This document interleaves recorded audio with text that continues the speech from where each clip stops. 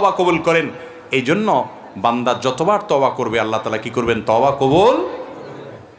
তাহলে এটা যখন শুনছেন, এই যে সুবহানাল্লাহ পড়ে ফেলেছেন, তাহলে তার টেনশন নাই। এবার প্রতিদিন পাপ করবেন, প্রতিদিন তওবা করবেন। আল্লাহ যদি বারবার মাফ করে, অতএব টেনশন কি আর? কি বলেন? একজনের বাড়িতে একটা মলম আছে, সে জানে এই মলমটা এত কার্যকর মলম যে কোথাও কাটা গেলে, পোড়া গেলে, সেই পোড়া জায়গায়, কাটা জায়গায় এই মলম লাগাইলে সাথে সাথে রক্ত বন্ধ হয়ে যায় এবং ব্যথা ট্যাথা কমে যায়, ভালো হয়ে যায়। এই মলমটা তার কাছে আছে। তো এই জন্য সে প্রতিদিন ছুরি নিয়ে হাত কাটে আর মলম লাগায়, আগুনে আঙ্গুল লাগায়, পোড়ে, আর পোড়া গেলে এরপরে মলম লাগায়। এরা আপনি কি বলবেন? বেচারার মাথার দোষ আছে, ডাক্তার দেখানো দরকার, ঠিক না বে ঠিক?